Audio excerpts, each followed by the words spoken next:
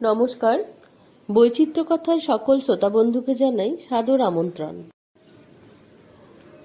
বাবা, তুমি তো বলেছিলে পিতৃঋণ কোনোদিন শোধ হয় না।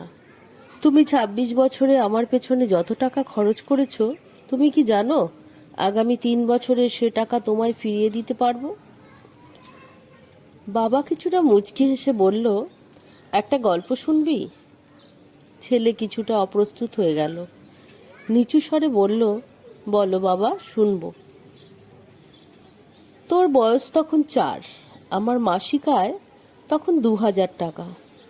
ওই টাকায় সংসার চালানোর কষ্ট বাড়ির কাউকে কখনো বুঝতে দিইনি।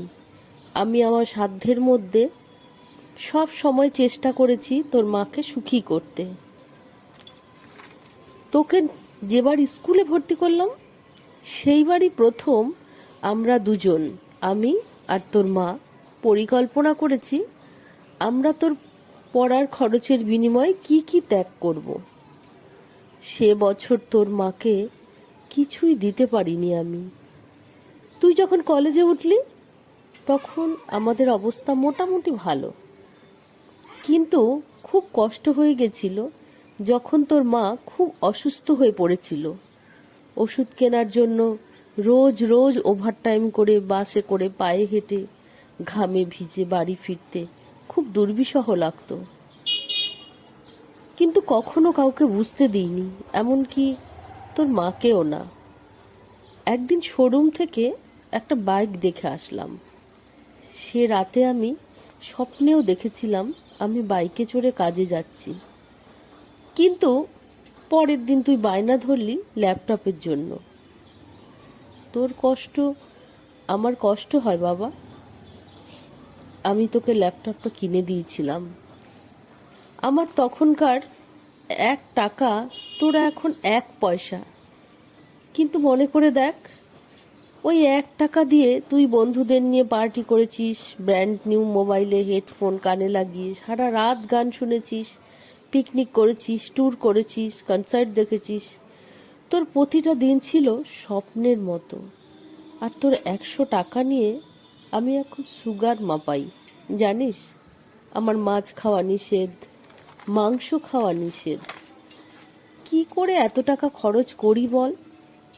তোর টাকা নিয়ে তাই আমি কল্পনার হাট বসাই। সে হাটে আমি বাইক চালিয়ে সারা শহর ঘুরে বেড়াই, বন্ধুদের নিয়ে সিনেমা দেখতে যাই, তোর মায়ের হাত ধরে তাঁত মেলায় ঘুরে বেড়াই। বাবারা নাকি খারুস টাইপের হয়, আমিও আমার বাবাকে তাই ভাবতাম।